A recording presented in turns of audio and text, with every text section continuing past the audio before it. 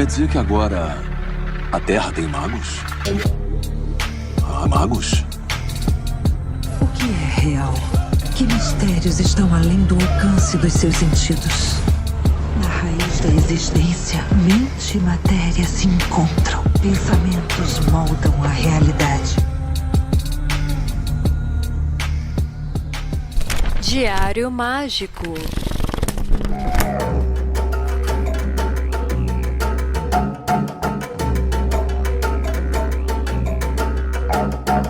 Aí sim, eu sou o Rodrigo Vignoli, seu apresentador, e está começando agora mais um Diário Mágico. Um Diário Mágico extremamente especial. Eu conheci a Rose na ocasião da gravação desse podcast. E, putz, que prazer, que conversa maravilhosa que a gente teve.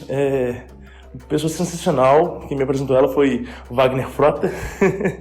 E como a maioria das pessoas que o Wagner me apresenta, uma pessoa incrível, assim, de um coração maravilhoso. Vocês vão poder conferir nessa conversa que foi esplêndida, né? Um novo marco aqui pro Diário Mágico. Muito legal mesmo.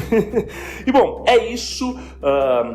O próximo Páginas Abertas acontece no dia 1º de agosto, está próximo. Né? A gente vai falar sobre pensamentos intrusivos, pensamentos repetitivos, automatismos mentais, hábitos internos. Então, esse é um Diário Mágico que ele vai continuar falando sobre as questões da consciência dentro da prática mágica e espiritual. E eu espero de vocês relatos acerca de mudanças de hábitos, mas também do entendimento de como que a mente funciona dentro do processo espiritual. Então, se você é psicólogo, psiquiatra, né, trabalha com essa área de saúde mental, os seus relatos serão especialmente aproveitados, né, e benquistos, né? Então eu espero, né, histórias tanto de dicas e auxílios, quanto também nas histórias pessoais, nossas mesmas, de como que a gente lida com esses mecanismos da mente, né, e como que isso, de alguma forma, nos acomete dentro desse trabalho espiritual. Né? Psicologia é uma coisa, espiritualidade é outra coisa, mas não existe trabalho iniciático sem ter um cuidado mental e psíquico, né? E esse Páginas Abertas ele vai tratar especificamente sobre isso. Então eu tenho certeza que a maioria de vocês tem, né, histórias e relatos acerca desse assunto, né? Se organizem, mandem pra gente áudios de 5 até no máximo dos máximos 7 minutos, tá? Ou então relatos por escrito lá no e-mail contato@diariomagico.com.br, ou então os áudios podem ser nos enviados por WhatsApp no DDD 31 97537 5123. Esses contatos estão na descrição do episódio, como sempre. E se está gostando do Diário Mágico, considere nos apoiar lá no apoia.se/Diário Mágico. Em qualquer categoria de apoio, você já pode entrar para o nosso grupo e pode fazer parte dessa egrégora incrível que atua, né, nos planos físicos e extrafísicos. É isso, vamos lá? Vamos abrir esse diário.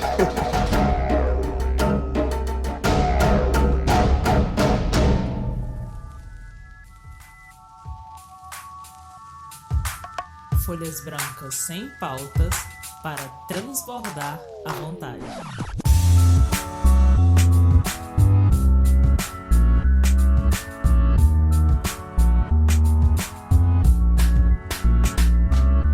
Aí sim! E aí, pessoal, como é que vocês estão? Tudo bem? Hoje eu tenho o prazer de receber aqui no Diário Mágico a Rose Ponce. Seja muito bem-vinda, Rose. E aí? Oi, querido. Boa tarde, tudo bom? Maravilhoso. Tá tudo em paz. Seja muito bem-vindo, Rose. Como que você costuma, assim, se apresentar para quem não te conhece? Como é que você costuma, né, descrever, né, quem é a Rose? Olha, a Rose, ela é... Primeiro ela é Rose, depois ela é mãe, né? Eu sou mãe de 4 filhas, 4 Legal. mulheres, sou avó de 5 crianças, Uau! 2 meninos e 3 meninas. Sou casada há 20 anos com o Amadeu, sou rezadeira. Eu acho que essa talvez seja a minha missão de vida, né? A minha função ser uma benzedeira, uma rezadeira, que inclusive é uma forma de honrar as minhas avós, as duas, que eram rezadeiras também, que eram benzedeiras. Então, assim, sou uma mulher medicina, né? Sou escritora, sou poetisa, mas eu acredito que ser uma rezadeira é a minha função, é o meu ofício. Então, essa sou eu, assim. Como que começa essa história da espiritualidade na sua vida? Isso vem de família? Tem uma relação ancestral? Né, começa na infância ou não? Como é que é isso, Rose? Olha, começa na infância, muito cedo. A minha ligação com a espiritualidade, com Deus, né? Com esse ser que a gente encaixota em religiões, mas que está muito além disso, desde muito cedo. Eu tenho uma ligação muito forte com essa espiritualidade desde muito cedo. É óbvio que é muito inspirada, né, pelas minhas avós. Então, assim, quando eu voltava para Grosso passar as férias, eu sempre via minha avó rezando, minha avó benzendo as pessoas, né? Aí eu ia para o meio do meu povo, onde a gente tinha fogueira, onde se contava histórias na beira do fogo. Então, assim, onde o mate, né, que para o Guarani é muito sagrado, então as rodas de mate, onde a gente conversava muito, onde eu ouvia histórias, né? Quando eu falo a gente, eu falo os adultos, porque de menina a gente estava ali na roda, criança, ouvindo as histórias, muitas vezes de terror, porque eles adoravam contar as histórias da mata para a gente, com os encantados, né? E a gente se assustava e depois não dormia, ficava com medo dos encantados virem buscar a gente de noite. Então a minha relação com a espiritualidade é muito cedo, é desde muito nova, assim. De terem amigos meus terem lembranças minhas de conversa e rezo meu, ainda menina, com eles, e eu não lembro, né? Então era uma coisa muito natural desde sempre na minha vida. E seguiu assim, óbvio que teve um hiato, alguns, porque a gente foge muito do caminho, faz parte, né? Fugir da responsabilidade que bate na porta. Então tiveram alguns hiatos nesse processo. Inclusive fui trabalhar no sistema, fui ser secretária executiva, fui nos assaltos. Aí você adoece, né? Você vai adoecendo porque você sai do teu caminho. Sim. E aí eu desisti, falei, não é meu caminho, não é isso que eu quero. E aí fui me dedicando aos poucos, sempre com ressalvas, né? Mas é mesmo o meu caminho? Será que eu mesma tenho que fazer isso? Mas aí não tem jeito. Quando a espiritualidade te chama para um trabalho, é porque você assumiu esse compromisso. Então, e é uma forma de honrar quem veio antes, né? Então, se eu disser para você que teve um início, eu não me lembro do início, porque para mim isso está muito entrelaçado à minha vida, aos exemplos que eu tive de avós, né? Então, para mim, a espiritualidade é uma coisa normal, é como beber água, é como respirar, é meu dia a dia. Por exemplo, eu não tenho o hábito muito de parar para rezar, né? Mas eu rezo o dia inteiro. Sim. Tudo para mim é um rezo, né? Então eu estou fazendo comida, eu estou consciente de que aquilo é sagrado, eu estou cuidando da minha casa, eu estou consciente de que aquilo é sagrado. Quando as pessoas me procuram, eu já, de alguma forma, já estou envolvendo elas num manto de rezo. Então, não tem tirando situações que eu necessito parar para o rezo, para mim, o meu rezo é a ação da minha vida em ação. Sim. Nossa, que lindo.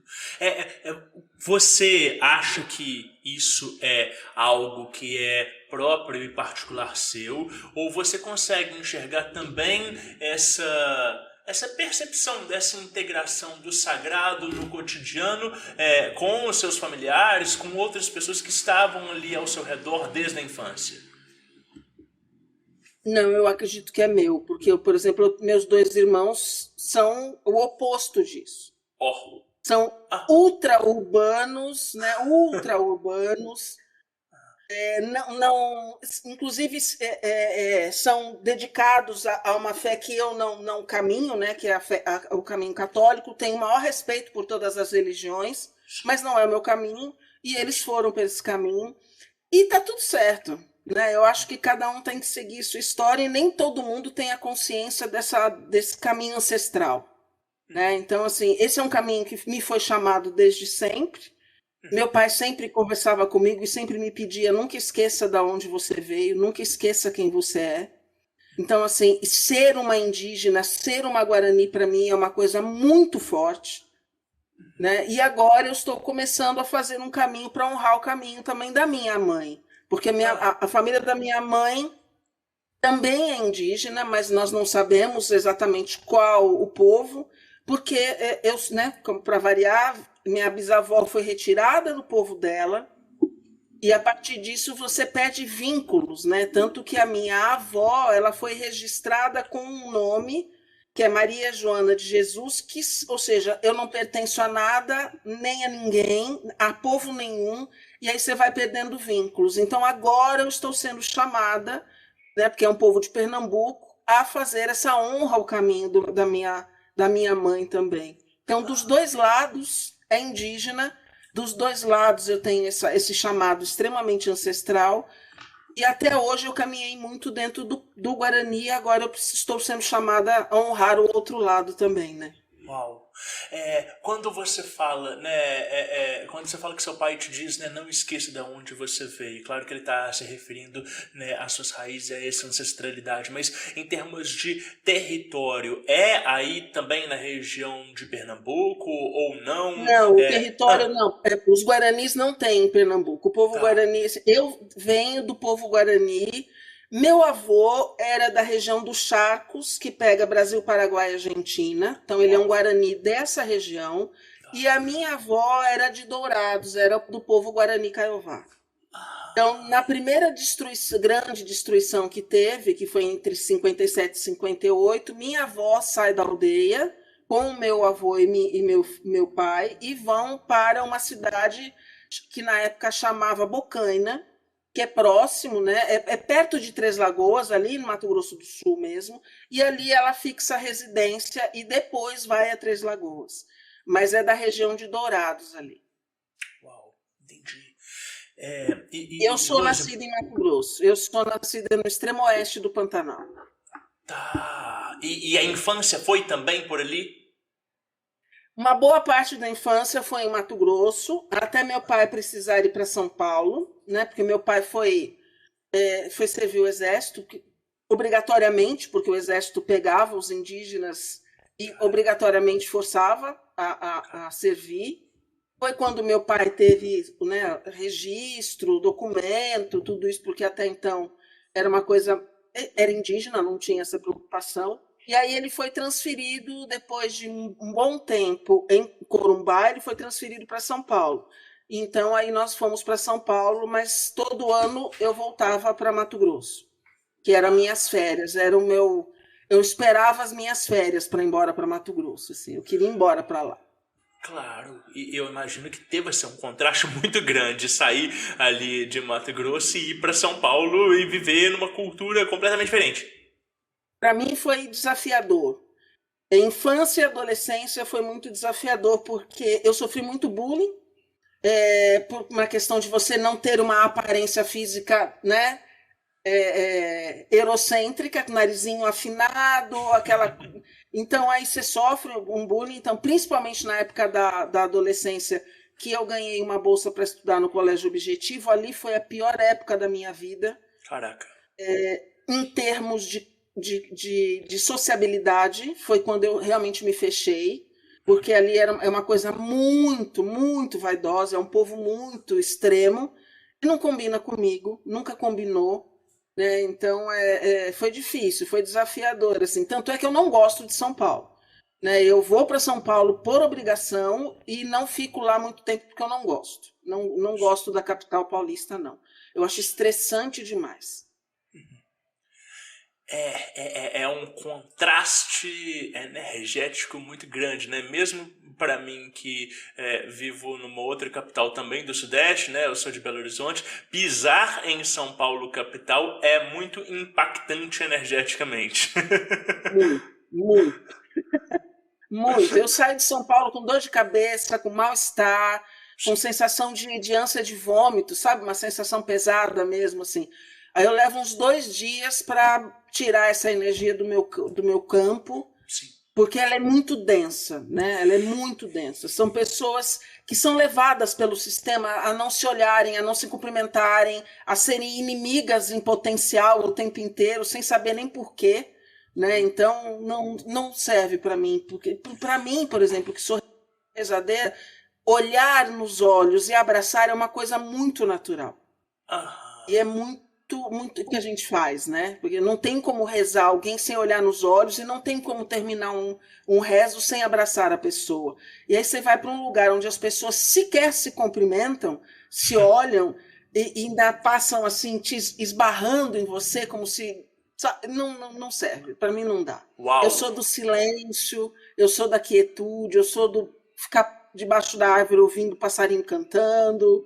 Então, não combina com São Paulo de jeito nenhum. Rose, é muito doido isso que você está falando, porque, assim, eu também trabalho com energia e estou acostumado a ensinar as pessoas a, né, construir escudo de proteção ao redor delas e criar um campo energético, etc. Mas essas necessidades todas, elas só existem justamente porque existe uma hostilidade e agressividade tanto do indivíduo quanto do próprio sistema, né, da própria sociedade adoecida que não suporta a si mesma, né, e os próprios indivíduos estão brigados consigo e com os demais. Então você precisa o tempo todo, criar camadas de mediação da realidade para você viver com um mínimo de qualidade de vida. Mas se a gente transportar para uma outra ótica, né, de comunidade e de energia, essa perspectiva de ter que se escudar e se proteger de tudo, ela também é uma solução para cuidar de um sintoma de adoecimento, né? Sim, com certeza, mas é bem isso mesmo, é um sintoma de adoecimento, né? E um adoecimento social muito sério, né? E você falou de comunidade, né? A palavra comunidade, para mim, ela ganhou um outro nível de consciência ouvindo uma vez a Márcia Cambeba, que é uma liderança indígena maravilhosa, falando sobre isso, né? Que comunidade é uma comum unidade entre todos. O que tem no meu prato deve ter no prato de todos. Aquilo que eu recebo, todos devem receber. Isso é uma comunidade. E nós não vivemos, né, numa comunidade nas grandes cidades. Não tem como. Não existe essa comum unidade entre os seres, né? Existe uma disputa de espaço, uma disputa por alimento, uma disputa por ser o melhor, o maior, né? O mais famoso, o mais isso. E não tem essa interação que é circular. Né? Ainda que é uma coisa que eu gosto muito assim, de falar. Num navio, existem várias graduações de trabalho. O capitão que vai, né, comandar o barco, o cara das velas, o do motor, o do limpar o chão, o da cozinha. Mas na hora da comida, todos sentam juntos. Legal. E é isso que é uma comunidade. Cada um sabendo da sua função ali dentro, fazendo essa função porque é em prol de si, de todos, mas todo mundo, na hora de sentar, senta junto. Não tem superior, sabe? Então, eu acredito muito nesse lugar de círculo, onde as pessoas caminham juntas, onde as pessoas estão juntas, sabe? E eu tenho muito respeito por esse lugar de comunidade. Que por mais que as pessoas da cidade falam, talvez elas não tenham noção do que significa. Sim, sim. E que é uma coisa que você também não vai experimentar, né, em um evento único, porque é algo que se desdobra cotidianamente e que envolve uma integração, né? Não é uma experiência de evento de, sei lá, um dia ou uma semana ou um mês, né? Não. Você pode até numa experiência de uma semana ou um mês observar o que é uma comunidade. Mas até você se reeducar sobre isso leva tempo. Porque você tem que retirar padrões de comportamento que te foram ensinados ao longo de uma vida por um sistema, né, da sociedade, da igreja, da família, que te tira desse lugar. Então é uma reeducação. Se você vai numa aldeia, por exemplo, todos cuidam de todos. E eu não preciso falar para o mais novo cuidar do outro mais novo. Ele sabe que isso faz parte. Então, ainda que, por exemplo, eu tenha 5 anos e tenha uma criança de 1 ano do meu lado, a de 5 sabe que a de 1 está sob cuidados dela. Por quê? Não por obrigação, mas porque é uma continuidade daquilo que eles vivem. Sabe? É exemplo. Então você repassa o exemplo para todos. E é uma coisa que a sociedade ocidental perdeu. Perdeu, se é que algum dia teve, de verdade. E como recuperar, ainda que seja vestígios, né, e rudimentos dessa arte de viver em comunidade? É possível ter uma conduta mais, sei lá, mais generosa, não sei se a palavra é essa, né? Mas é possível ter uma conduta de uma perspectiva social mais integrada, mesmo vivendo dentro da cidade? Eu acredito que sim, desde que você passe por esse processo de auto-reeducação, onde o seu olhar tem que estar muito atento, né, a tudo, e você estar muito em estado de presença para observar as suas ações diante dessa comunidade. Porque a comunidade não começa no outro, ela começa em mim. Quando eu abandono a comparação, a competição, aí eu começo a entrar no que significa comunidade. Mas começa no meu olhar e no meu comportamento.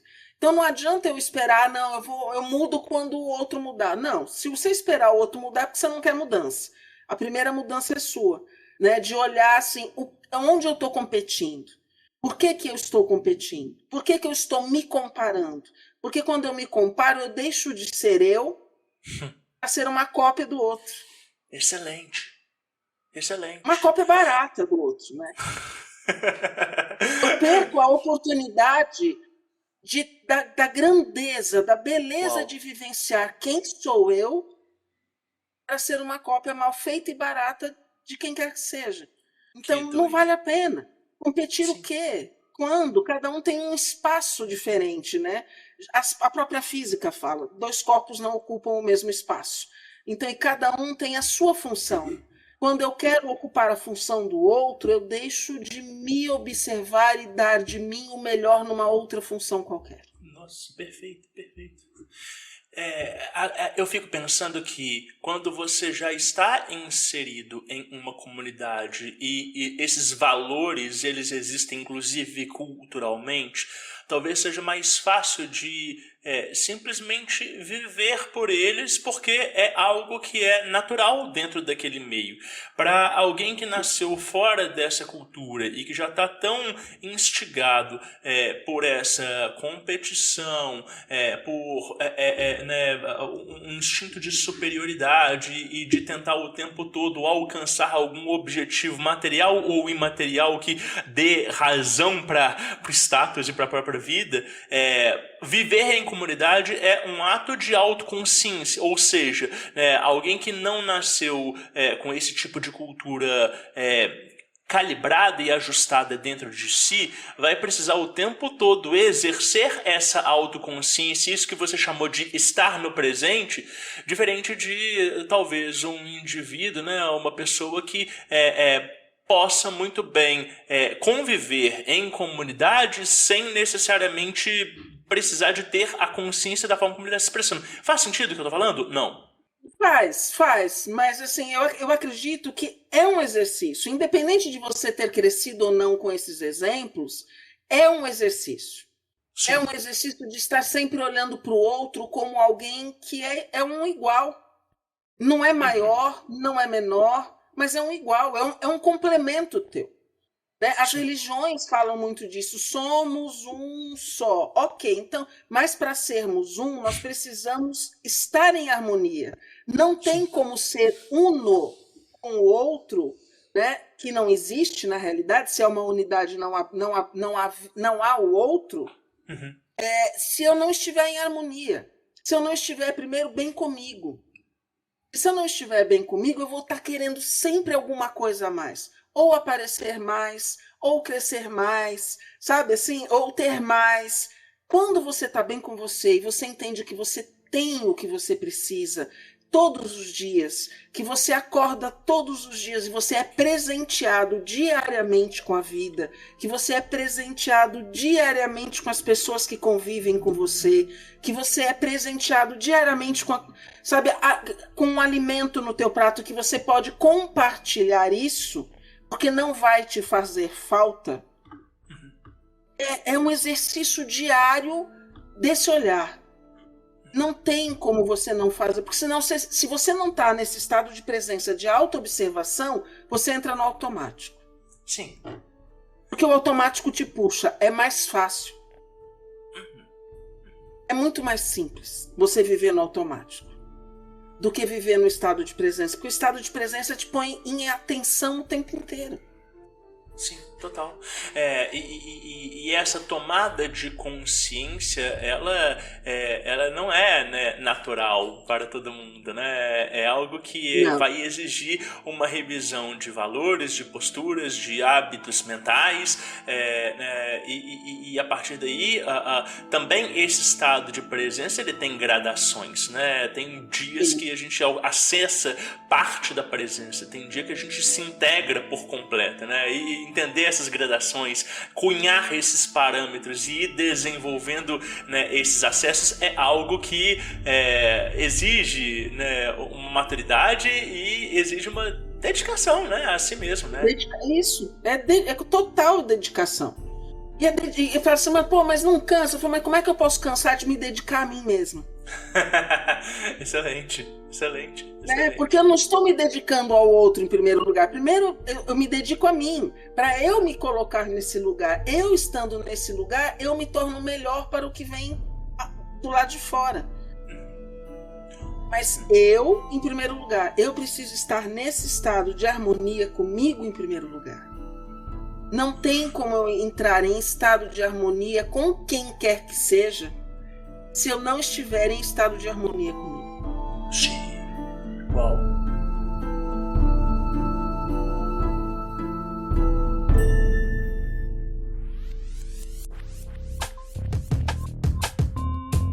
Através do Diário Mágico, o futuro degusta o passado.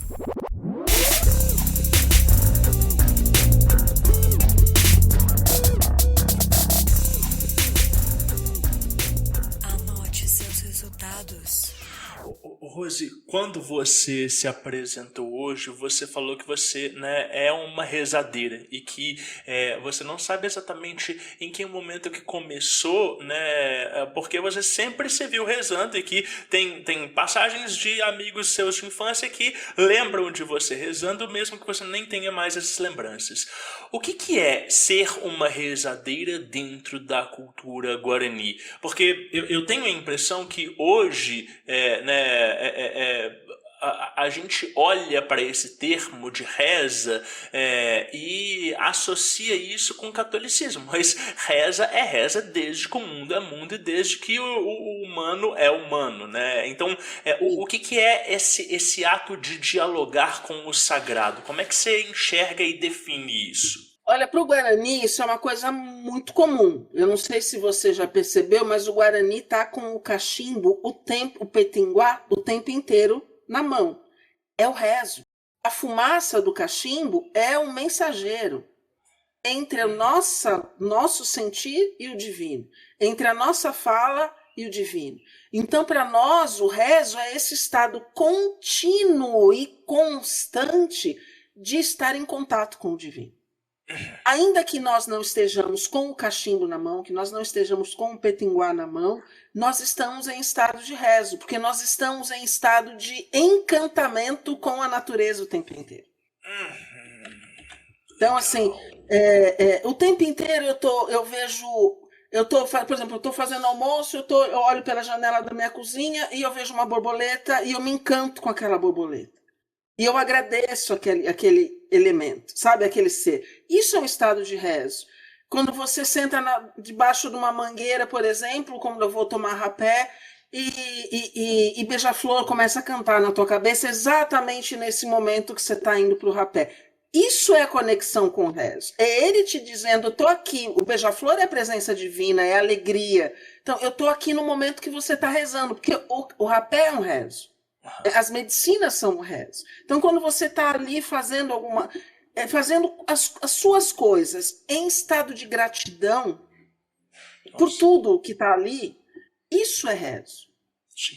Então, não é você estar com o terço, com o japamala, com a vela acesa, é o estado de presença e em gratidão a tudo. Sabe? Então, estar em contato, conversar por exemplo, com Tupã, que são os trovões, né? Ver o que ele está falando, porque às vezes ele está te trazendo uma mensagem que você tem que estar atento. Por exemplo, a sexta-feira, a semana retrasada, eu ia fazer uma apresentação aqui na cidade de uma exposição de fotos e teve uma chuva muito forte com muito trovão. Muito trovão. E aí eu falei, gente, mas não era para ter essa chuva e não era para estar trovão. O dia estava tão bonito. O que aconteceu? E aí me veio a sensação, opa, não é para você sair de casa. Não é para você fazer essa exposição de foto. Não é para você se expor ainda aqui. Porque eu moro numa cidade 100% direitista, católico extremo, sabe? Então aí eu falei, ia ser exatamente na Sexta-feira Santa. Eu falei, eu vou me meter num problema aqui. Eles não vão entender isso como algo, só uma exposição de fotos. Eles vão entender isso como um desafio. Eu estou usando um feriado deles para fazer algo que eu não vou fazer. Não é por mim. É para não gerar uma energia ruim. Não é isso que eu quero. Eu quero que quando as pessoas olhem para isso, elas olhem aprendendo e não contestando. Legal. Então aí eu falei, tá bom, entendi o porquê que Tupã estava falando para eu ficar quieta. Porque, assim, é Sexta-feira Santa, ok, mas para mim eu demoro para entender o que é. Porque são coisas que não me fazem, não são do meu dia a dia. Sim. Para mim é só um feriado. Né? Não, eu não celebro. Para mim, eu respeito Cristo assim acima de muitas coisas. Mas eu não tenho ligação com a religião. Então eu não celebro algumas coisas. E aí eu falei, não, tá certo. Eu não vou entrar em atrito com ninguém, porque eu acho que não vale a pena comprar uma briga dessa. Eu aprendi que a minha espada ela só sai da bainha para um bom combate. Legal. Rose, e como é que é viver esse tempo natural? Porque você tem um planejamento que ele é um planejamento burocrático e cronológico. Definir um dia e uma hora que eu ia fazer uma exposição e tudo.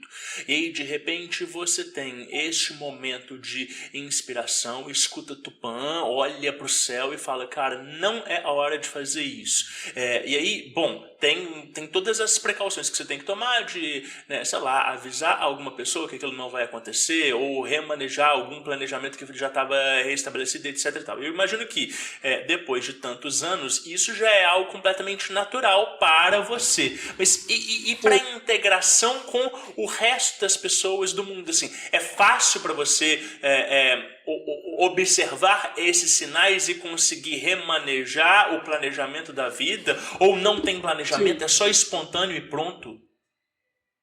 Olha, assim, as coisas que estão planejadas, por exemplo, na nossa conversa hoje teve um planejamento, mas no meio desse caminho, se acontecesse alguma coisa que me dissesse não está na hora, eu não teria problema nenhum em falar com você e em te explicar os meus motivos. Claro, legal. Tá? Então, assim, isso para mim é muito sagrado, porque como eu sou uma rezadeira, eu trabalho muito com a verdade. Então, eu exponho a minha verdade, falo, olha, nesse momento eu estou sentindo isso, isso e isso, eu respeito isso em mim, eu respeito esse povo que fala comigo e eu obedeço. Eu não questiono. Porque quando eu questionava, eu só tomava na minha cabeça quando eu questionava as histórias, sabe? Quando você recebe uma ordem de cima para baixo e quer questionar, aí eu só tomava. Então eu falei, não, hoje eu não discuto mais.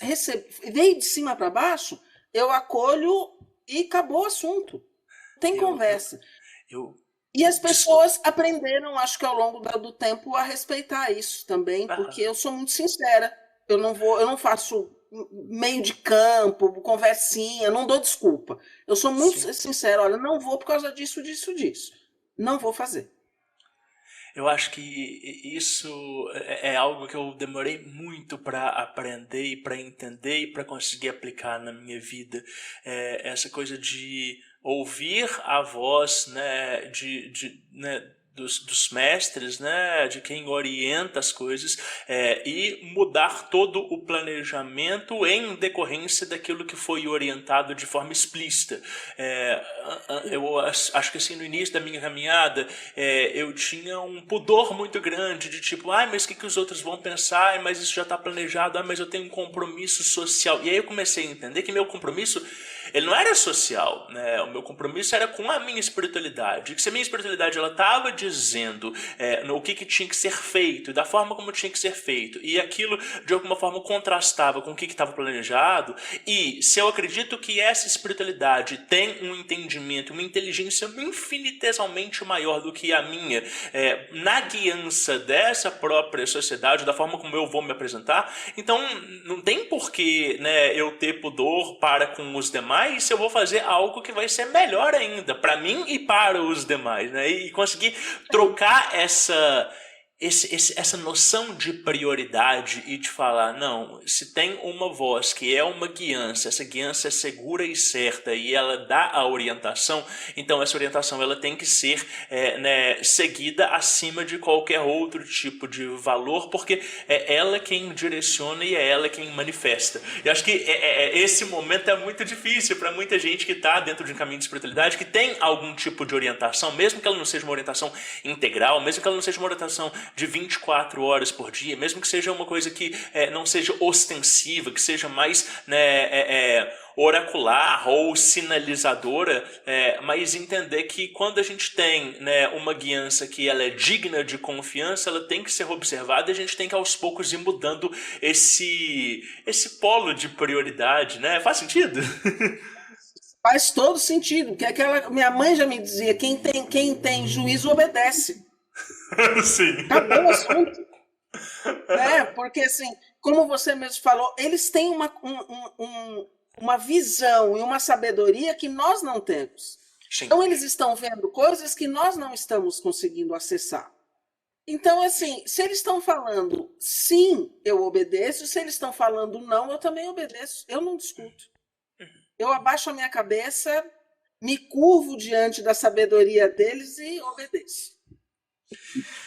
Rose, você falou que por muito tempo, né, e ainda hoje, você segue esse, né, caminho Guarani, que agora você está começando a investigar um pouco dessas raízes da sua mãe, da sua avó. Como é que você pode definir o que é esse caminho Guarani?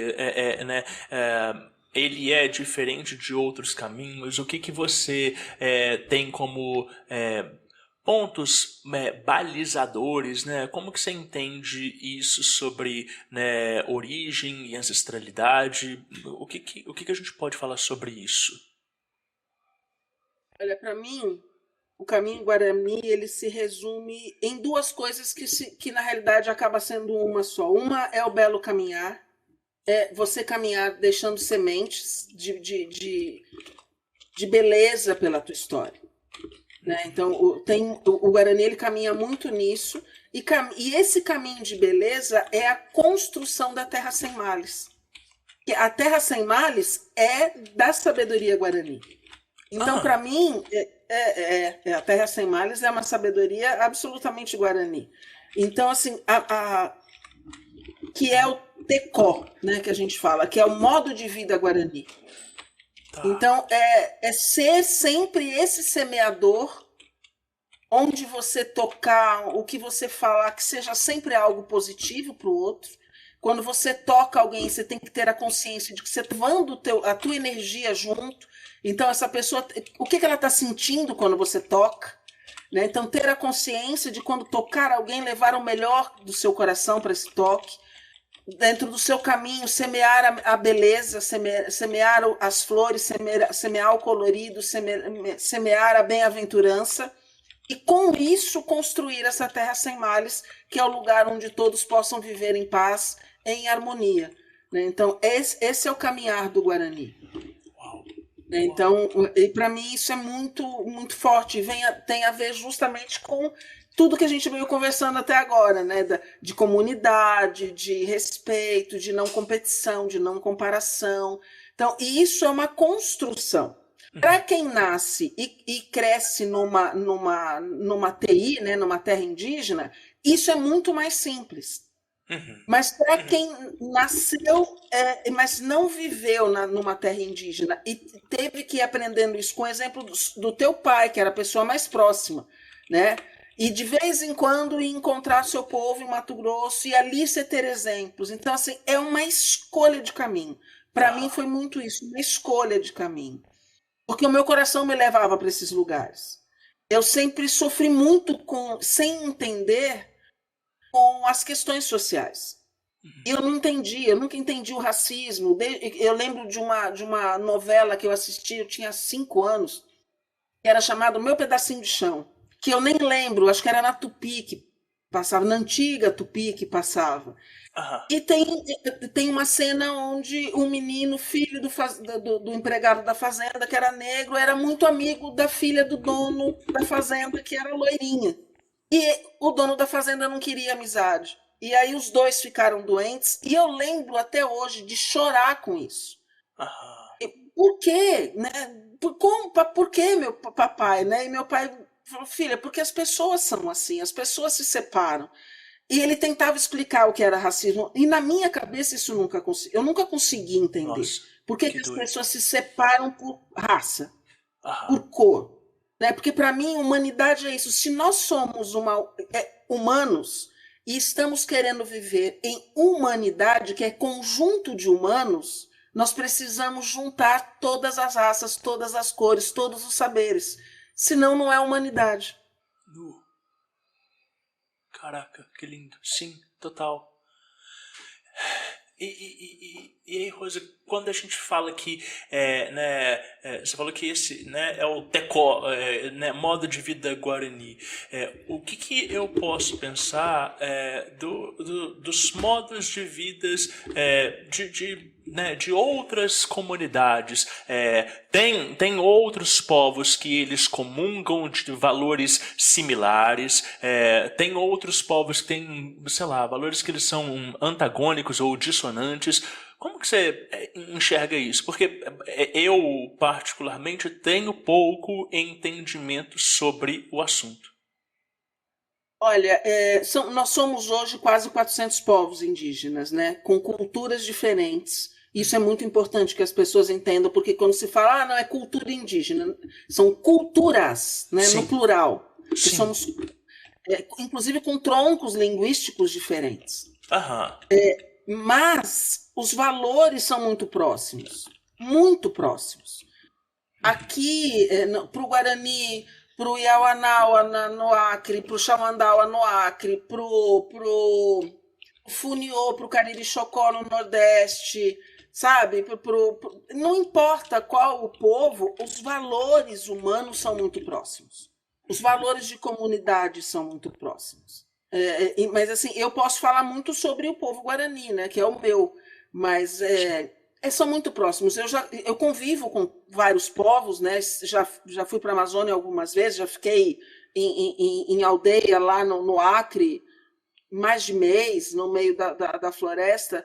Já conheço o povo Funiô, o povo Cariri Chocó, sabe? Você vai conhecer bem, todos, se eu for lembrar, né, de todos, né, do Puianaua também no Acre, tem, todos. Se eu for falar de um e não falar dos outros, aí eu tenho problema. Sim. Né? Então, assim, mas os valores são muito próximos, muito próximos. Pode diferenciar uma ou outra coisa, mas a base do valor da comunidade indígena é muito, muito parecida. Que legal. Eu estou tentando entender uma coisa. Você falou sobre a construção da terra sem males, né? Eu achei esse conceito muito bonito. Eu nunca tinha ouvido nesse termo.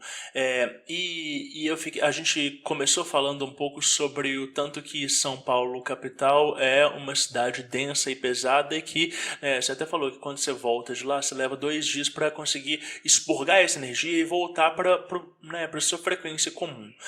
Como que é esse trabalho de ser rezadeira, de ser uma mulher medicina dentro da comunidade da qual você faz parte? O que são esses males para além para além desses valores introjetados na sociedade, no sistema como um todo? A minha pergunta é a seguinte: o que é o mal espiritual dentro dessa cultura de povos originários, de cultura indígena? Mal espiritual dentro dos povos indígenas? Eu acho que é um mal que tem acometido muitas pessoas, inclusive fora dos povos indígenas. Eu acho que o medo é o maior mal espiritual que nós estamos vivendo hoje. É o que leva, inclusive, à violência. É o que leva à exclusão. Porque é ensinado que nós temos que afastar tudo aquilo que não é igual, daquilo que não é espelho. E aí a gente gera medo, muito medo. Tudo que é diferente traz uma sensação de que eu preciso combater aquilo. Então, o medo, eu acredito que seja o maior mal da nossa existência, assim. Medo das pessoas, medo de tudo que acontece, medo da fome, medo disso. O medo, ele enfraquece espiritualmente qualquer ser. E é a porta de entrada para a sombra. As sombras não entram onde você não... Se você não tem medo, a sombra não tem acesso a você. Mas a partir do momento que você vibrou medo, a sombra já encontrou um caminho. Sim. Né? A sombra é uma porta aberta e ela se instala a partir disso. Então, eu acredito que o medo seja hoje o maior mal que a gente vive. Porque quem é da elite tem medo de perder o seu posto, medo de dar ao povo o que o povo merece, porque se der ao povo o que o povo merece, perde. Eu tenho medo de perder meus empregados, eu tenho medo de perder... Sabe? Os medos, tem os medos, os grandes medos, que é o da guerra, o da fome, e tem esses pequenos medos, mas que tudo gera, né, vai alimentando uma grande bola que acaba fazendo as pessoas hoje serem como elas são. O medo me leva a te atacar. Sim. Já que eu não conheço, eu ataco. Sim. E quando eu conheço, eu perco o medo e perco o preconceito. E de uma certa forma, o medo que um sente se alastra e contamina esse inconsciente coletivo. E a gente pode se contaminar no medo do outro. Se a gente não tem aquilo conscientizado e assentado dentro da gente, a gente se contamina mesmo com medos que às vezes não são nossos e que são assimilados e introjetados, né? Isso, mas o oposto também, porque a beleza também é contaminada, ela também é contagiosa. Por isso que o caminho Guarani é nesse lugar de contaminar o mundo com beleza. Porque também é contagiante. O sorriso é contagiante, o olhar doce é contagiante, né? A compaixão é contagiante.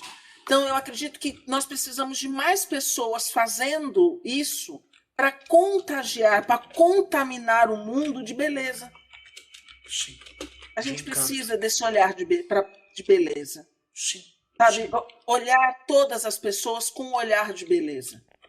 Não com um olhar excludente, sabe? Julgador, preconceituoso. Porque, mas não é bonito. Ok, mas é bonito para alguém. Então não castigue por você não achar bonito. Pode ser que a cor amarela não te agrade, mas que bom que tem a vermelha, a azul. Você não precisa atacar a amarelo. Conviva bem, né? Porque harmonicamente o amarelo também faz parte. de uma beleza maior. Né? Você não precisa atacar ele para que o vermelho apareça. É engraçado, né? A gente acha hoje em dia que ser bondoso com os demais é qualidade de alguém que é generoso.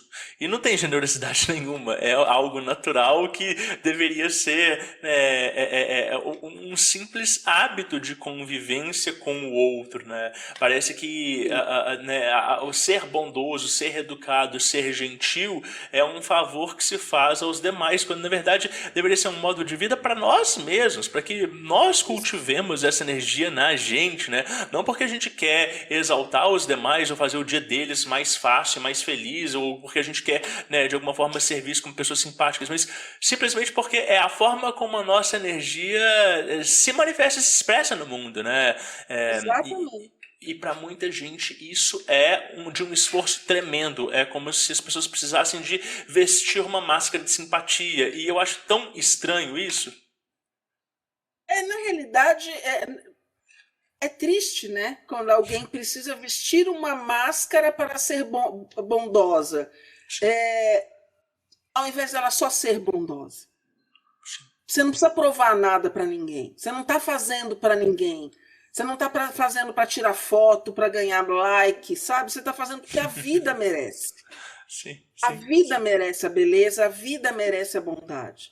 Né? Então, quando a gente tem essa consciência, não significa que de vez em quando eu também não tenho meus ataques de raiva, que eu não sinta raiva, que faz parte, que eu não fique indignada com as coisas, faz parte. A questão é o que eu faço com esses sentimentos.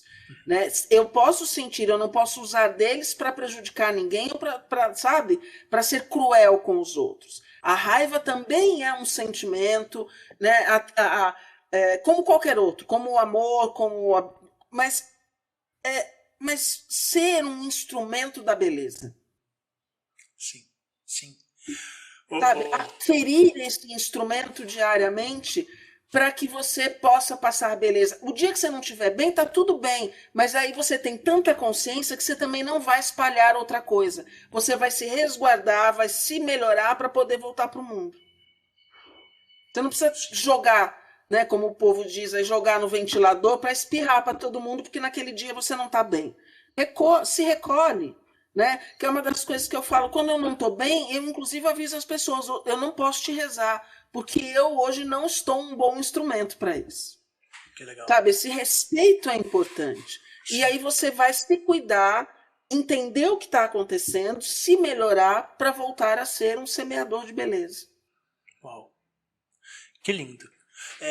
Rose, você falou no início do nosso papo dessas histórias, né, que os adultos contavam ao redor da fogueira sobre encantados e tudo. Você tem histórias com isso? Tem algo que você possa contar assim de acontecimentos inusitados ou dessa relação com esse sagrado que às vezes é misterioso? O que você pode me contar de casos interessantes dentro dessa vivência espiritual, né, e também cotidiana? Olha, eu vou contar uma assim tem algumas, mas tem uma que me marcou muito.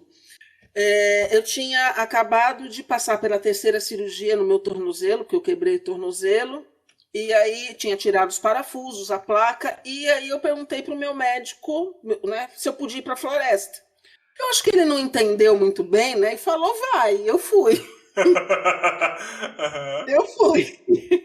E aí, assim, nós viajamos, foram 5 dias de barco, né, floresta dentro, para a gente ir até a aldeia central do povo Xalandaua, que é o povo Arara. Né? Então a gente desce ali em Cruzeiro do Sul, pega o primeiro barco que para num vilarejo chamado Porto Walter, e do Porto Walter você pega um braço do rio Juruá, que é o segundo maior da Amazônia, e vai mais 4 dias de barco floresta dentro. Caramba. E a cerimônia, ela era muito longe da onde a gente estava acampado, onde a gente estava dormindo. Era tipo uns 300, 400 metros, passando por uma picada no meio da mata. Uau. E eu falei, gente, eu não vou, porque eu acabei de operar o pé, eu não vou ficar andando de noite no meio da mata sem saber onde eu estou pisando direito. E aí a gente estava bem debaixo da samaúma, né? A gente acampou debaixo de uma baita samaúma lá. E aí eu falei, eu vou ficar aqui. E o pajé falou, não vai, você não vai ficar na samaúma sozinha, porque a samaúma para eles é a casa dos espíritos. E os espíritos, depois das 6 horas da tarde, eles voltam para casa, eles voltam para a árvore. Né? Então, é um lugar que eles não ficam. Eles têm um certo medo dos espíritos, vamos dizer assim. Sim. Mas eu falei, não, eu vou ficar, eu posso ficar sozinho? Ó, é perigoso também pelos bichos. Falei, não tem importância, eu vou ficar quietinha, deixa eu ficar aqui. Aí chegou uma determinada hora da noite, começou a ventar muito forte.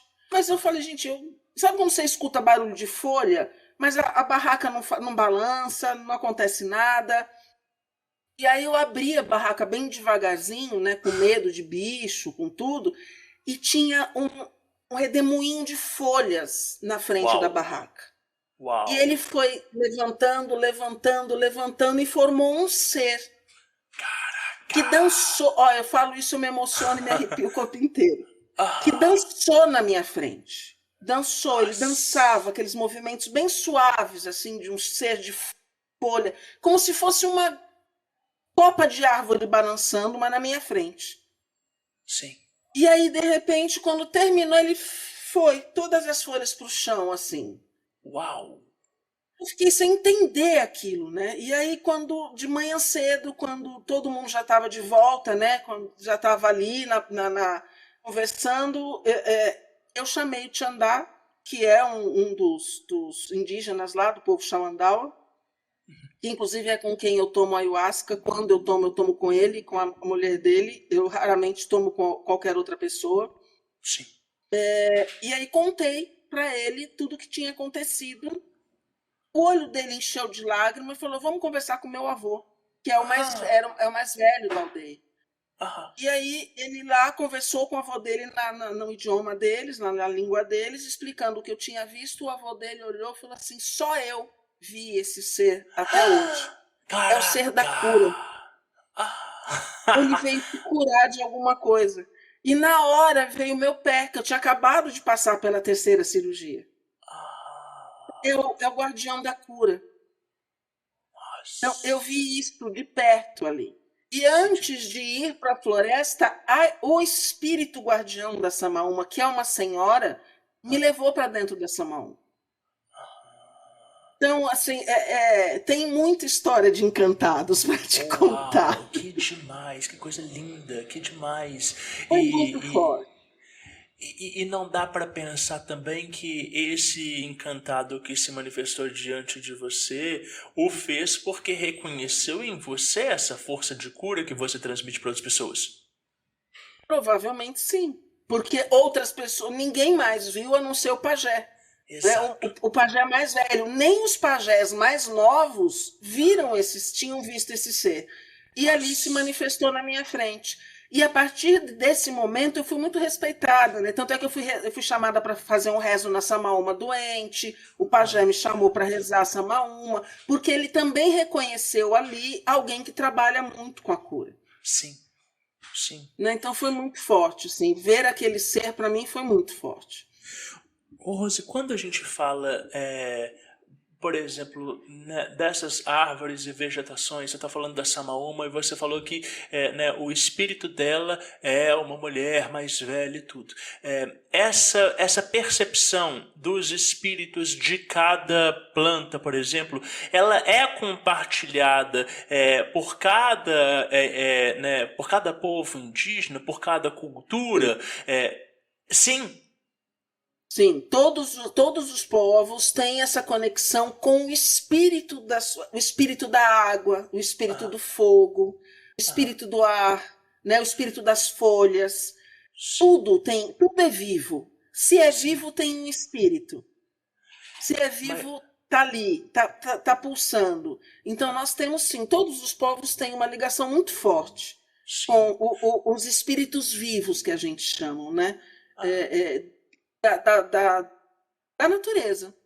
Mas eu digo assim, mesmo a percepção de povos diferentes coincide acerca do mesmo espírito? Então, Sim, essa descrição sim, de uma mulher mais velha da Samoa, sim, sim, sim.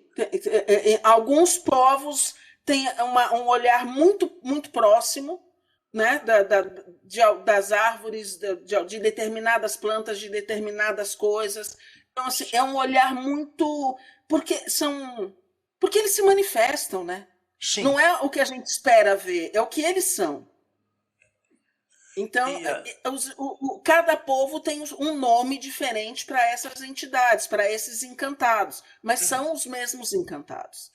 Né? Então, assim como a árvore, o cepá, que é uma resina de uma árvore da Amazônia, é conhecido pelos pataxó com outro nome, mas é a mesma árvore, a mesma resina, só com um nome diferente. Então, assim, os espíritos são os mesmos, mas têm nomes diferentes, guardada, óbvio, a sua linguagem, a linguagem de cada povo.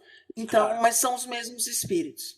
Óbvio que alguns têm a ver com a sua própria cultura, né? Que tem a sua. Mas, de uma forma geral, são os mesmos espíritos, chamados por outros nomes, mas são eles ali. Se você pegar desenho do povo Guarani, do povo da Amazônia, você vai ver que são é igual.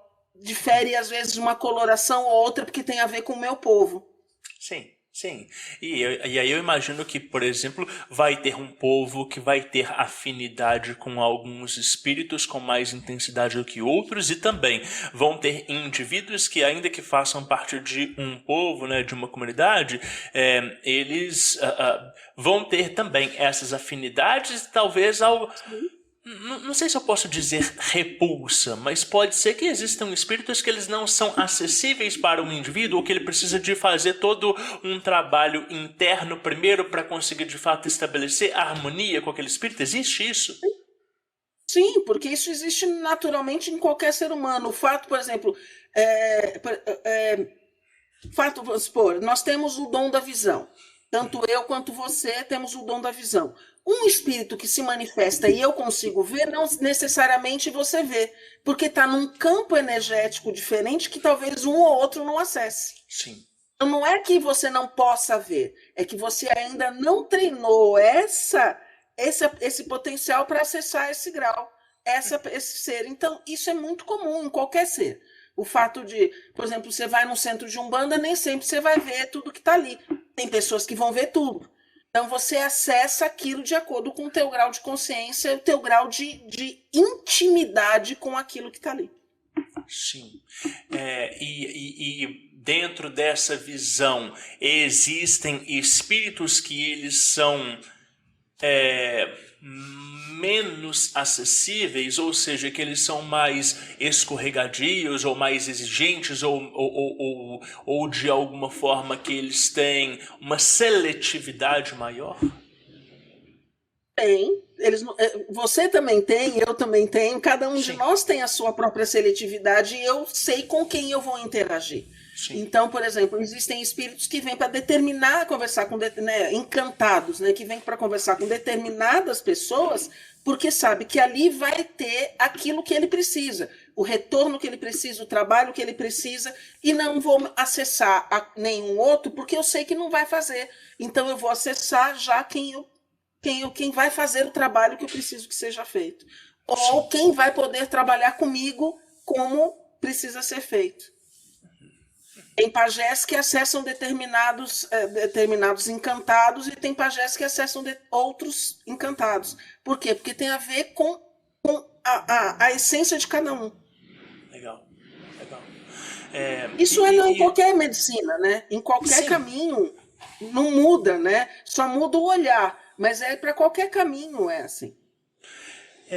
E aí existe uma diferença entre a percepção do que é um encantado, né?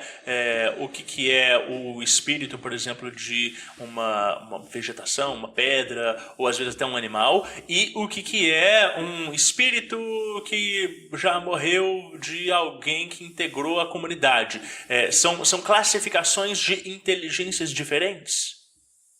Sim, porque normalmente quem já morreu, nós não acessamos, Tá. porque nós permitimos que descanse, Aham. né? Às vezes a gente acessa em sonho, etc.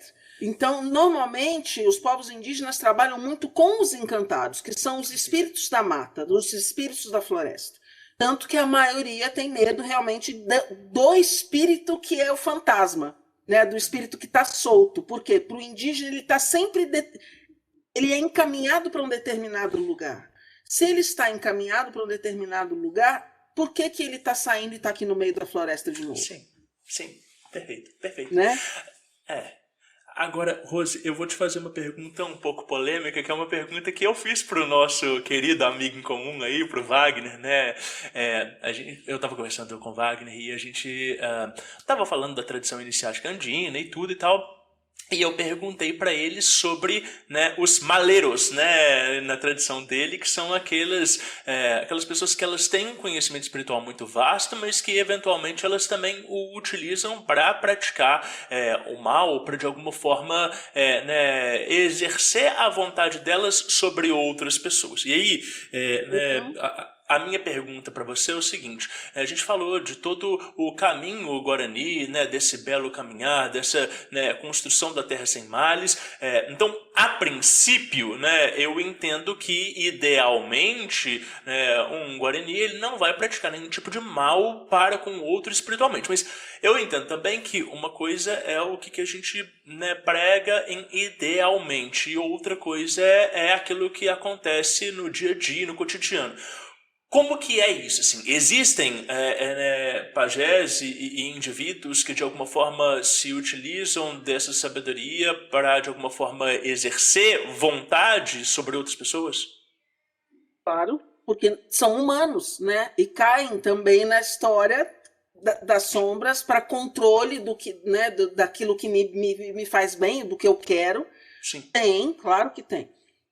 Em todos os povos. Sim. Em todos os povos tem. Óbvio que tem. Então, porque é um humano. Então, o humano ele é dual. E por ser dual, ele acaba muitas vezes se entregando sombras, né? Porque percebe que ali tem um retorno de alguma coisa muito mais rápido daquilo que eu quero.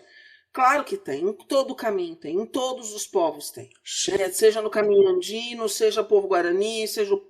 Em todos os povos... Eu não vou dar pormenores, porque senão eu acabo comprando briga. Sim. Mas são humanos, né? São humanos. E como humano, como eu já falei, somos duais. E aí a gente, sim, alguns de nós acabam optando por um caminho mais fácil, que é mais curto. Mas, em algum momento, a cobrança vem como vem para todo mundo. Né? Não é porque é indígena que não vai ser cobrado. Né? Porque a espiritualidade ela cobra. Se você colocou o teu caminhar, a tua pegada para a luz, quando você adentra as sombras, você vai ter que explicar por quê. Claro. Você vai ter que dar uma explicação do porquê que você escolheu isso. Né? Porque quando você opta pela sombra, a luz se afasta. E aí você vai ter que entender por que você fez isso e entender os reveses que acontecem. Mas tem sim, acontece sim, tem muito. Eu integro parte do que a gente chama, de uma forma muito pretensiosa e genérica, tradição esotérica ocidental, que é um termo burro, mas porque ele enfoca especificamente um tipo de magia europeia extremamente, né, privilegiada. Mas, bom, é uma área de estudo que eu integro já há bastante tempo, e eu vejo crescendo cada vez mais uma coisa muito curiosa, e aí é o porquê da minha pergunta, de pessoas que deliberadamente praticam mal, deliberadamente se chamam egoístas, individualistas, elas estão completamente avessas a qualquer visão comunitária ou social, e simplesmente exercem a vontade delas no mundo como se fossem reis sozinhas, né? Reis e rainhas, né, solos, né, no próprio território. E eu acho isso muito curioso porque cria-se uma tradição com um legado, com gente publicando e compartilhando ideias de formas de prejudicar outras pessoas ou de exercer a vontade de forma irrefreada. E eu fico pensando que é um momento muito curioso e triste na história de você criar, de fato, uma tradição de sombras, né? Eu imagino que essas tradições sombrias, elas existam também em cada sistema, em cada etnia, em cada religião ao redor do mundo, mas não divulgada abertamente com publicações e gente né, batendo no peito e se orgulhando disso. E vira e mexe, né, eu tento entender como que se manifesta também essas sombras, né, em outras abordagens, em outras perspectivas, porque para a gente que caminha na luz é algo um tanto triste, mas a gente entende que faz parte da dinâmica da espiritualidade, né, Rose? Faz parte, não tem como fugir disso, né? Sim. Faz parte. E é aquilo que eu falei, existem pessoas que estão aqui não é para construção, mas para usufruir de coisas. E quando eu quero usufruir de coisas, eu não tenho muito senso de respeito pelas coisas, porque eu quero consumir aquilo só, seja uma energia, seja não importa. E aí eu acabo não tendo o olhar pelo meu irmão de respeito. Sim. Respeito. Né? Porque que hoje prega-se muito a tal da tolerância, né? E é uma palavra que eu de verdade não gosto. Porque tudo aquilo que eu tolero, eu não respeito. Eu simplesmente sou obrigada a enxergar e engolir. Né? Então, assim, a palavra tolerância, para mim, é onde começou um pouco mais trazer isso tudo à tona. Então, eu tolero, mas não preciso respeitar. Então, se eu não respeito, eu posso tirar, eu posso derrubar. Porque quando você respeita a escolha do outro, pelo caminho A ou B, é a escolha do outro. Se não diz respeito a mim, eu respeito. Você deixa a pessoa livre, você não vai tentar mudar aquela história. Mas quando você tolera, você vai de alguma forma tentar mudar aquela história. Você vai tentar comprar aquela história, você vai tentar manipular aquilo. Sim. E aí, sabe, assim, E magia, as pessoas acham que é alguma coisa muito difícil de fazer. E não é. Aí, essa é a questão. E magia, assim, a partir do momento que eu tenho um intento, ela já está acontecendo. Se eu joguei esse intento do meu coração, não da minha mente, porque o meu coração tem uma vibração muito, infinitamente maior do que a da minha mente. Se eu jogo esse intento para o coração e ponho ele para fora, a magia já está acontecendo, eu não preciso do elemento. Sim. Eu não preciso estar no rezo, eu não preciso estar com uma vela acesa, eu não preciso estar com pedra, eu não preciso estar com nada. Eu já joguei esse intento no ar. A grande questão é que as pessoas, elas têm tantas intenções e tantas vontades tão contraditórias que elas são quase como máquinas de desejos. Então você olha para elas energeticamente e existem inúmeras projeções a partir do próprio corpo direcionando para um monte de situações diferentes. E aí aquele ser que pulsa desejo e apego não consegue silenciar e neutralizar todas as suas vontades para projetar para aquilo que é uma prioridade, para aquilo que é essencial, para aquilo que é, de alguma forma, mais importante naquele momento para cada indivíduo. E aí, né, o fazer mágico, ele não é um fazer do desenvolvimento da vontade, é um fazer de calar e cessar essa quantidade de desejos para que a gente possa, de fato, contemplar aquilo que é, né, essencial e ideal naquele momento, né? E quando a gente aprende isso, assim, essa neutralização daquilo que não é, a gente começa a fazer magia de uma forma muito mais efetiva e muito mais dinâmica, né? Muito mais direta, né? Sim. Muito, muito, muito. Até estava comentando ontem com um grupo de mulheres que eu faço encontro uma vez por semana, falando que eu ia iniciar um curso de magia e o meu coração falou, não faz. Não faz porque você vai ensinar magia, mas você não vai adestrar corações. E a pessoa pode pegar aquele teu conhecimento e usar contra outras pessoas.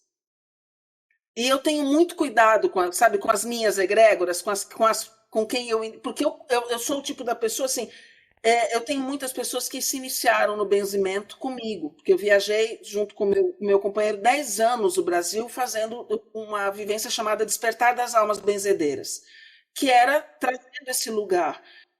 E eu sempre falei, eu não vim ensinar a rezar, eu vim falar sobre o que é o rezo. Porque se eu te ensinar a rezar, no final do dia você está rezando o meu rezo e não o teu. E eu vim aqui despertar o teu rezo. E nesse caminho do despertar das almas benzedeiras, eu fui percebendo que eu sou uma pessoa que eu vou cobrar a ética. Sabe, de quem caminha comigo, eu cobro ética. E assim, como é que você vai cobrar a ética de quem está fazendo magia? Eu não sei o que a pessoa está fazendo. Então, e eu vi o meu mestre de magia várias vezes terminar uma aula e falar, eu não devia ter passado isso. As pessoas vão usar para o mal. Sabe? E aí eu fiquei com isso muito dentro de mim. Eu falei, gente, eu não quero passar por isso. Eu não quero terminar uma aula e ficar com aquela sensação de que fiz besteira. Sabe? Fiz besteira. Porque as pessoas, elas usam do mínimo conhecimento, às vezes, para prejudicar o outro. Para ter, sabe, para ter facilidades em caminho. Esquecendo que, às vezes, aquele caminho está sendo difícil porque ele está te ensinando algo, inclusive a paciência. Legal. A paciência de que tudo tem tempo. Tudo tem um tempo. E eu ouvi de uma grande amiga, que é uma Ielorixá do Candomblé, que ela fala assim, o tempo não gosta que se faça nada sem ele. Que lindo! Uau! Tá, Não é? que demais! Fantástico! Nossa! Fantástico! Então, tudo tem um tempo. E quando você quer adiantar o tempo, você está tirando do tempo a responsabilidade, a função dele diante da vida. Sim. Nossa, que Quando você lindo. tira uma fruta antes do tempo de maturar, você não vai conseguir tirar o sabor que ela precisa, que ela tem. O tempo da fruta, o tempo do amadurecimento, você tira ela do pé e come ela saboreando o melhor dela, porque você respeitou o tempo do tempo. Sim.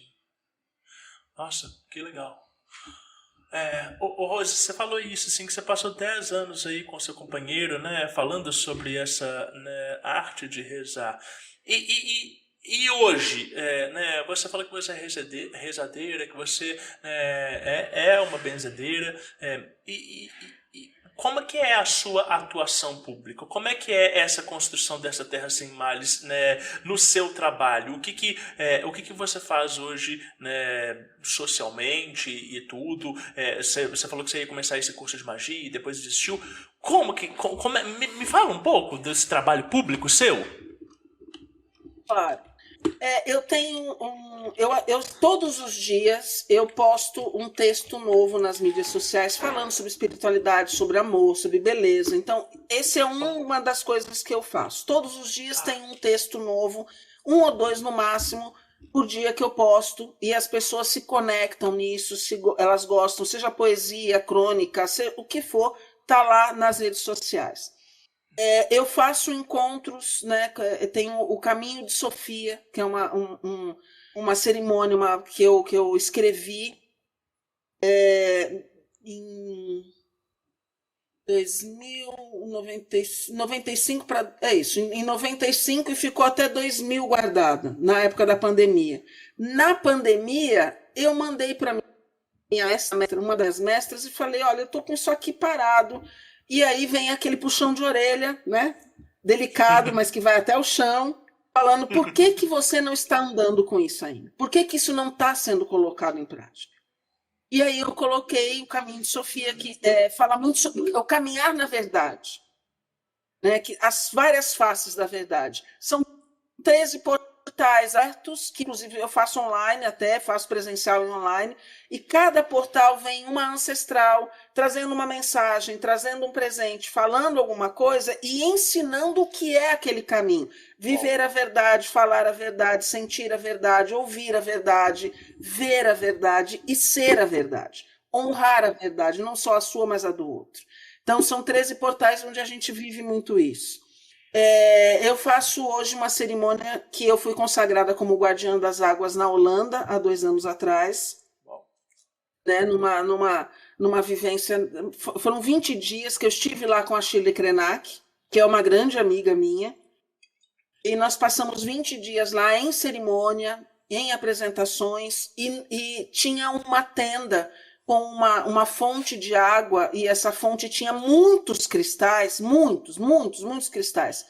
E todos os dias, pelo menos 100 mulheres estavam ali rezando aquela água. Então, cada uma de nós ganhou um pouco dessa água, e a minha função é fazer cerimônias de bênção das águas. Então, eu faço, como guardiã das águas, uma cerimônia de bênção das águas. Eu fiz agora em Bertioga, tem umas 3 semanas, no rio, no riacho mesmo. Então, todo mundo dentro da água, todo mundo com um tacho grande, todo mundo pegava um pouquinho de água do rio, soprava o rezo e jogava dentro do tacho. E aí eu peguei aquela água, coloquei a água rezada pelas mulheres na Holanda, juntei o rezo de todo mundo, peguei essa água e benzi todas as pessoas que estavam lá, eram mais de 40 pessoas. Elas estavam sendo rezadas pelos próprios rezos, pelo rezo de outras mulheres, e porque a água, ela não só é o melhor condutor de energia que tem, como ela guarda memórias. Então, ela guarda a memória de rezo, ela guarda a memória de amor. Então, eu benzi as pessoas que estavam ali com essas memórias, com esse sopro de bênção. Sensacional. Então, é maravilhoso, assim, foi maravilhoso. É maravilhoso, é uma experiência incrível de se fazer. E aí, eu estou com essas vivências, assim, e fora que eu sou também guardiã do grupo de benzedores, né? Nós somos hoje mais ou menos 400 rezadores. Todos os dias, às 6 horas da tarde, nós rezamos todos os nomes que chegam para a gente. Então, chegam nomes para a gente rezar e a gente reza. Não é um grupo de bate-papo, né? Mas é um grupo que chegam os nomes. Nós estamos agora na primeira semana, iniciando hoje a primeira semana do mês. Nessa primeira semana, somos nós os rezados. Todos os rezadores são rezados, para que depois, durante o mês, a gente consiga segurar a onda de estar rezando todas as outras pessoas. Que legal. Que coisa linda. E também tem um grupo no WhatsApp, um canal no WhatsApp que é chamado Doses Diárias de Amor, que eu também ponho texto, imagem todos os dias para as pessoas, né? Então, é isso. Maravilhoso. E fora o meu atendimento, que eu faço mentorias online, né? Eu atendo pessoas, eu converso com pessoas do mundo inteiro, inclusive. Isso tudo, esses links, eles estão na sua rede social? Eu acho que todos os meus links, tudo no Instagram tem link de documentário que eu já participei, tem acho que no meu WhatsApp, no canal do WhatsApp, se você quiser, depois eu te mando o link do canal do WhatsApp. O grupo, né, de rezadores é fechado, então é só para os rezadores mesmo participarem. Quando você precisar de rezo, por favor, se quiser, sinta-se à vontade de dar o seu nome. Você fica sendo rezado pelo menos 15 dias, todos os dias às 6 horas da tarde, por pelo menos 50 rezadores. Uau. Pois eu vou querer, né, pegar o seu arroba, né, pra gente divulgar aqui e tudo, mas antes eu queria falar com você um pouquinho sobre Diário Mágico e anotação de experiência. Podemos, rapidinho? Claro, por favor. Maravilhoso.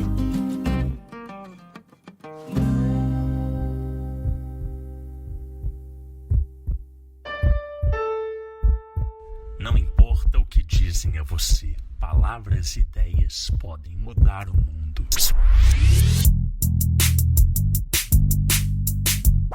Diário Mágico. Você falou que você, né, publica aí pelo menos de 1 a 2 textos por dia e que tem, né, esse processo do Caminho de Sofia aí que você publicou. Como é que é? Você anota as suas experiências? Esses textos, eles vêm de inspiração? Né? Se a nota é à mão ou é digital? Me fala um pouquinho de como é que é a escrita dentro desse processo da sua vivência de espiritualidade. Depende muito do momento. Em textos que chegam inteiros, quando eu vejo, por exemplo, uma imagem eu bati o olho na imagem, a construção do texto está chegando já está praticamente pronto. Tem inspirações de atendimentos, frases de atendimentos, momentos de atendimento que me inspiram a escrever outros textos. Às vezes acontece digitalmente, se eu não estou com nada digital na mão, eu estou com caneta e papel, vai ali mesmo escrevendo para depois eu transcrever tudo. Então, assim, o momento é muito difícil te dizer, olha, acontece assim, assim, assado. Por exemplo, O Caminho de Sofia eu escrevi numa noite. Uau! Sentei, escrevi tudo. Toda a cerimônia, tudo, assim, escrevi e ficou guardado durante 5 anos, porque eu não sabia muito bem o que fazer com aquilo. Mas ficou, é uma noite. Quando vem a inspiração do que precisa ser feito, é de uma vez só. E aí você vai anotando essas coisas, tipo assim, por exemplo, a experiência com aquele encantado, né, da cura, isso você guarda na própria memória? Isso eu nunca escrevi, isso está guardado em mim. Eu nunca transcrevi isso para o papel, nem para o computador, nem para nada. Isso está guardado muito em mim, assim, algumas experiências estão muito guardadas comigo.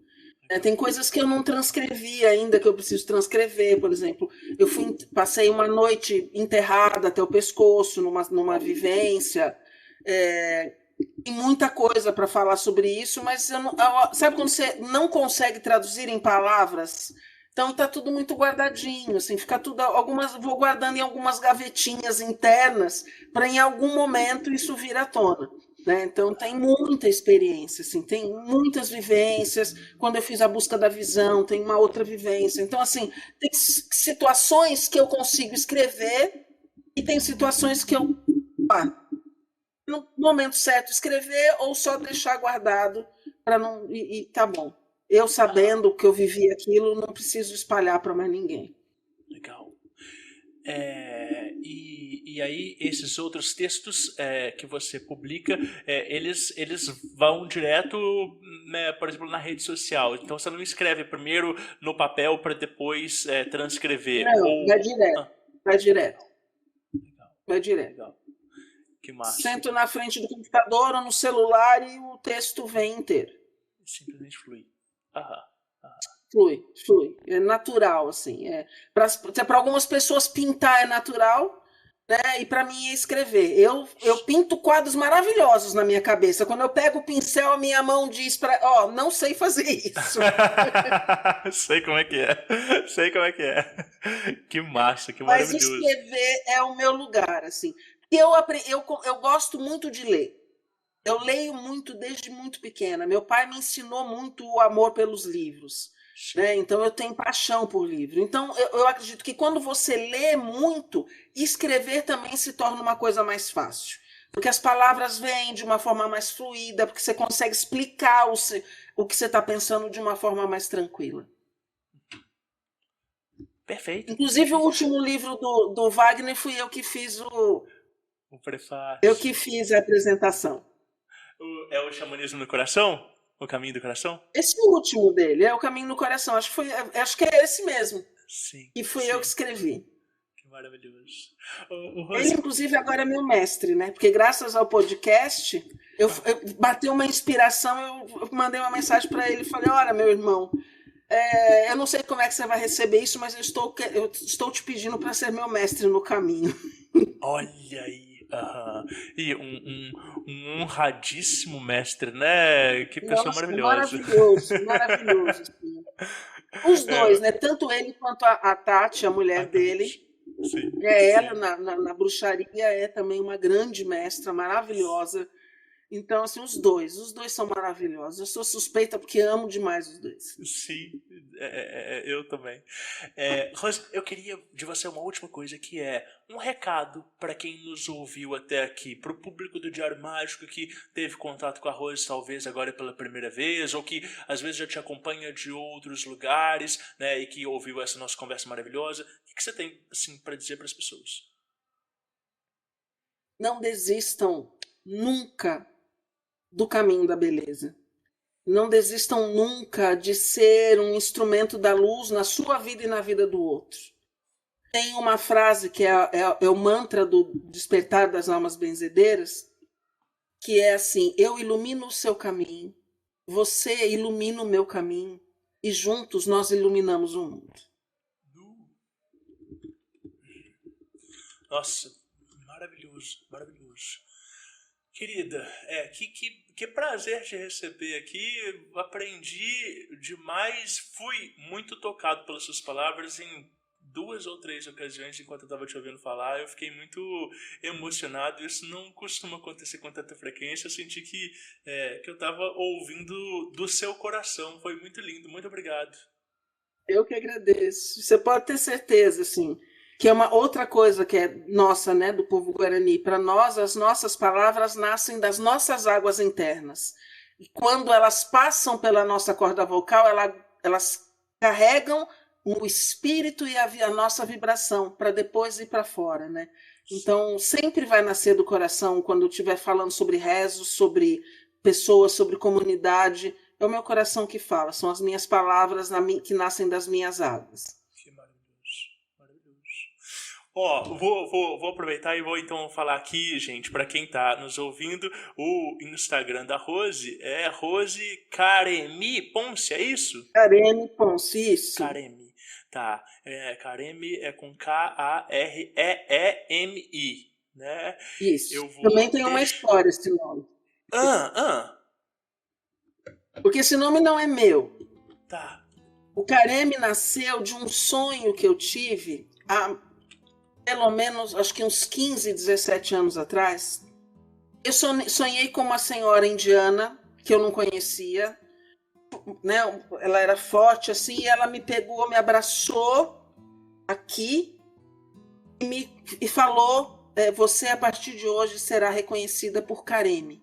E me deu o nome de 2 amigas que poderiam me dizer o que significava.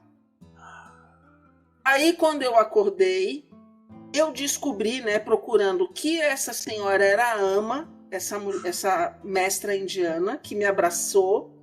E o nome Karemi, eu perguntei para uma dessas minhas amigas e ela ficou impressionada, falou: era para ser meu nome.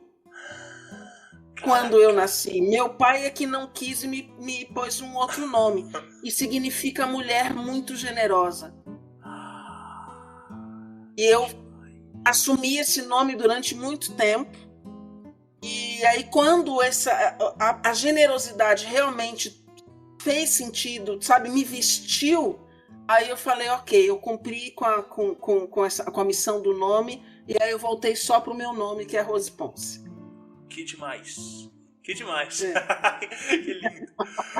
Olha, eu vou te pedir depois para você me mandar os links que forem, né, mais relevantes, para eu colocar na descrição todo o episódio. Assim, quem está nos ouvindo pode só clicar e chegar até você nesses vários projetos, e a gente continua, né, nessa construção do caminho da beleza e da terra sem males.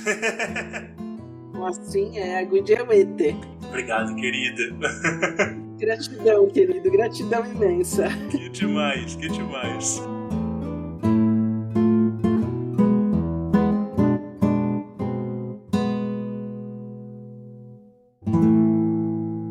Aí sim, eu tenho certeza que você amou mais esse Diário Mágico. Eu também, eu fiquei muito encantado com a conversa com a Rose, e depois as trocas que a gente teve, né, no privado. E, putz, que incrível, que bom ter contato com seres humanos que têm esse tipo de percepção da vida, da realidade, que se dedicam a criar um mundo melhor e que né, estão em comunhão com a própria espiritualidade, também com a comunidade que a cerca.